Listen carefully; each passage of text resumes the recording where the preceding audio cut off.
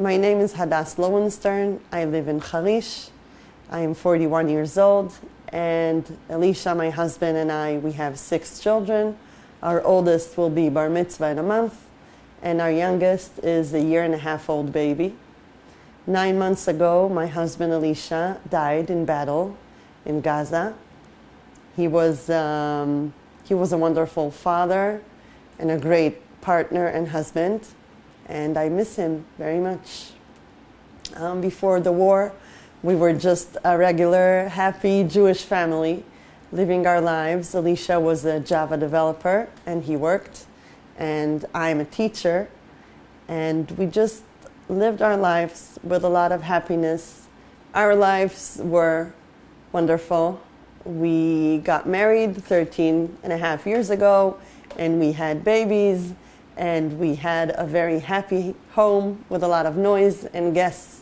And Elisha would volunteer. He would tutor secular bar mitzvah boys for their bar mitzvah, and he would dance with the kids every morning during Lul. He would wake them up with the calling of the shofar, and we would dance. And on Purim, he would get drunk and dance with the kids. And every holiday was very meaningful to us. Elisha learned a lot of Torah. He studied his Daf Yomi and his Rambam Yomi. And his friends told me that one morning they wake up and they see a very big question, a very lamdani question on their WhatsApp group. And they say, did he just ask us at 6 a.m. something about the Ritva? Who studies Torah at 6 a.m? But this was Elisha. Elisha would get up very early because he had a lot to do in his life. He would go out to run, then he would come back, he would shower, he would go to daven, then he would come back, he would study if he had time, he would go to work for 9 hours as a Java developer, and then he would come back, and every evening he had something. Either he would volunteer, or that we would go out on a date, or that he studied with one of the kids, or we had a very, very hectic and beautiful life. And then October 7th came, and along with the entire Jewish nation, we understood that something very big is going on, and that this is our time. And although Elisha, we have 6 children, so according to the laws of the country, he doesn't have to recruit to Miluim, but we thought that the Torah asks him, the Rambam asks him to go out and fight for Eretz Israel. And the last words that I told him on our last phone call was the words of the Rambam. מאחר שייכנס בקשרי המלחמה, יישען על מקווה ישראל ומושיעו בעת צרה, וידע שעל ייחוד השם הוא עושה מלחמה, ימחה זכר אשתו ובניו, ויתקלל בכלל ישראל. And this is what I told him. Now it's time to do all the things that we've learned so far. Now it's time to actually do it. Forget about us and go fight for Am Yisrael and for Eretz Yisrael. And I'm very, very proud of him that he did so. And 9 months ago, he died in battle. Ever since, our life changed, as you can probably imagine. I don't like the phrase being left alone, because a Jew is never alone. A Jew always has a Shem with him. So I'm never alone. But I am left to handle a home of 6 young children, and I have to take all the decisions, and I have to make all the phone calls, and I have to give all the answers to my kids and to everybody else. And it's very overwhelming. Things that I was used to consult with Elisha, to talk to him, to hear his advice, or even things that I didn't even know that they exist in our lives until Elisha died, and I found out that I have so much things I need to handle, so much things that I need to, I have so much on my plate. I have so much on my plate, and then one day I get a phone call from the Maimonides Heritage Center, and they were like a ray of light, because they came and they said, what do you need? What is it that will help you out in this situation that you are at? And you have to understand, I don't even know most of the time what I need. I am very overwhelmed with all that I have to cope with. And this fund, the Maimonides Heritage Center, they want to help us out. They want to help my kids. The country gives out a lot of help. They help us financially, and they give us the mental help that we need. But there is so much more to it. And I need help. The widows need help. And here is where you stand up and help us out with the kids. The kids are probably the most important and hard and significant thing that I have in my life, right? The thing that I want most is for my kids to grow up not feeling, I want my kids to feel that they are getting everything that they would have gotten if their father was alive. And it's a very ambitious goal to make them feel this way. And I think that if I could have people that will help me out with my kids, to see my kids, to help them out in schoolwork, someone, a stable figure that will come or talk to them twice a week, once a week, and they know that this is the person that helps them out throughout the year. And it's not someone who changes every week. And I also think that it's very important for teachers of the future to engage in such a wonderful activity. And I think it will enrich both sides, and it will really help me out, because I really need this help. What is unique about this program is that the figure that is with my children, someone who is grown up and knows the material. It's not a nice boy or girl that just come. It's someone that really knows what they're doing, and they can help my kid and they can help me out, because they are teachers. They are learning how to be teachers. And this is what is special about this program. It's really people that know what they're doing, and they can really help my children. I used to tell my sisters-in-law that I got the best brother, that I married the best brother. And they would tell me, you married the best brother for you. And I said, no, I married the best brother, period. Because Elisha was so special. And first of all, he was a real tzaddik. He loved Torah, and he loved his life, and he loved chesed. And when he would talk to you, he would look at you. And all my friends would say that it was so meaningful for them that when Elisha would ask them, how are you? He really waited to listen to their question, to their answer. And he was a great man to talk to. I loved him, so I am biased, but I really think he was a special man. He never wasted a minute. He would use time. He would really spend every second doing good.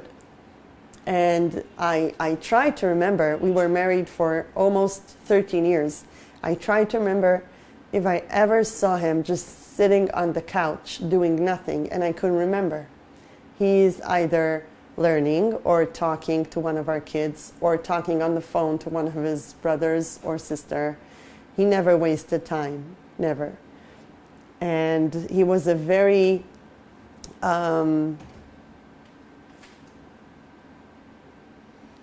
he saw a lot of importance in educating our children.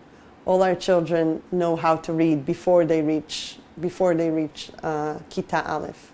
And he would study with them, and he would help them out. And during Corona, where it was very hard because there was no school, so Elisha created his own homeschooling program. And there was a schedule from 8 o'clock in the morning until 4 o'clock in the afternoon, and they just studied.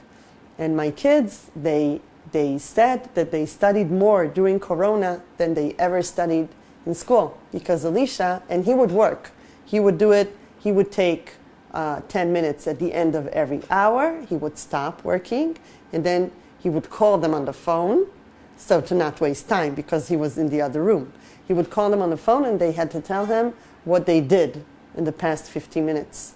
And then he would tell them, okay, now is, I don't know, workout. Now is coloring. Now is math. Now you have to do. And I hope and I pray, really, that my kids will, even though they won't grow up with his physical presence, that they will cherish the personality, and that they will still look up to him, even though that he's not here with us, because he was one of a kind. באמת, חד ויחיד. I think that everyone can imagine how difficult it is that soon it's going to be the holidays, Rosh Hashanah and Sukkot. You can imagine that it's not easy doing it without, it's very hard. It is a very, very hard job to be a mother of 6. And it's something that I have to put in all my time and effort. And this is what I do. I put everything aside and I do only what's best. I try to do only what's best for my kids. Because I think this is I think they deserve it. I think they deserve having a normal life and having a happy mommy and having a functioning family. And this is what I do. People ask me, how do you do it? And I say, first of all, I daven and I ask Hashem to help me every single second. I daven all the time and I ask for help. And I ask for help from people, from organizations. I say, I really need the help. I need you to help me out. I can't do it by myself. I need your help. And also I feel like we had our lives and we were dealing with the kids, and all of a sudden a camera came into our lives and started filming. But it was this way before Elisha died. Elisha would do miluim a month every year. So you learn to cope with things. Just learn. And I think that if something is important to you, then you put in time and effort and you do it. I have to do it. These are the children Hashem gave me. And this is my job, to educate them and to help them out and to make sure that they get the best childhood that I can provide for them. I always say the truth when the kids ask me, is Abba coming back? I always say the truth. And more often than, I don't know, I think that most of my answers is, I don't know. Let's figure it out together. Hashem will help us. And I do have the certainty that things will be good. I do have this certainty that bluebirds don't make blackbirds, and their father was the best bluebird I ever met. So I assume that they will be good children. They have good parents and good grandparents, and they are a part of Am Yisrael, and they are privileged to live in this time. It's a privilege for them, because 100 years ago, orphaned Jewish children didn't have the support that we have now. So I think that they are very privileged, and I tell them that. You have a good life. We have a good life. We are a happy family. And I really believe it. So I think they also feel it. They don't feel nebechs. In this house, they don't feel like they are miskeni. They are happy children. Oh, the thing that I miss most is for the Torah. Elisha would study a lot of Torah with the kids on Shabbatot, And this is what I miss, because nobody else can do it. Nobody else can be the father that tells them, let's sit down and learn. So I try to do it, and I try to get people to come here and study with them, but it doesn't always work. It's not always, they don't always want. I heard from someone saying that missing someone is the price you pay for loving him. And I think it's a price worth paying. I really loved Elisha, so I really miss him. And it was worth it. First of all, I daven that Hashem will redempt us. This is what we need. We need the true final Geula. This is what we need. But on my private end of things, I hope that my kids will choose to grow. This is what I hope. It's their choice. It's always a person's choice what to do. And I hope that they will decide that they want to grow. The Orot Israel College and the Maimonides Heritage Center, they are like a ray of light coming in, helping us out, hearing our needs, and trying to meet us where we need the most. And I am really looking forward to getting all the help from them. Bezrat Hashem.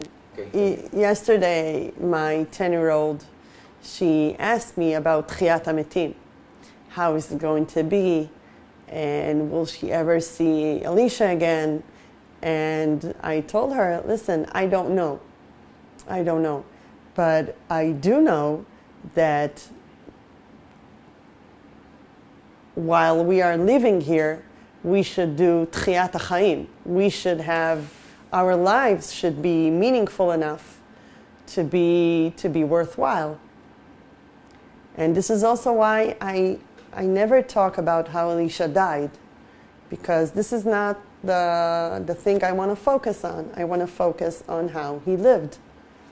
And I don't want to commemorate him in stones and things that are not moving. I want to commemorate him in life, in continuing living the wonderful life we had together. I think this is the only way to commemorate him. We are very happy and looking forward for the bar mitzvah. It's not a sad occasion. It's a very joyous occasion that our oldest son is becoming a bar mitzvah. And I know what Elisha and I, we really were best friends. And we talked. And I know what he wants me to do. I have absolutely no question marks. I know exactly what Elisha wants me to be and how he wants me. I don't always succeed in doing it because he put very, very high standards and I'm not Elisha. But I know exactly how he wants this house to be. Elisha was a righteous man, and he would always do the right thing. He would always do the right thing. And I used to tell him, listen, you are pushing life too much. You are working, and you are exercising, and you are volunteering, and we have 6 children, and we go out on a date every week, and you are pushing life too hard. It's too much. And he would tell me, I don't do half of what I would want to do. I want to do so much more. I want to study more Torah, and I want to volunteer more, and I want to be a better husband, and I want to be a better father. Then I would always tell him, you are the best husband. Like, in this area, you have nothing to... That's it. You've reached like 100%. You are the perfect husband. He was. He was the perfect husband. He was. Perfect. Abba is here. Abba is here. He is a part of this home. And we talk about him all the time. And we say, Abba would do that. And even when we went to a restaurant And I said, whoa, Abba would love that. He would love eating that. He would enjoy that.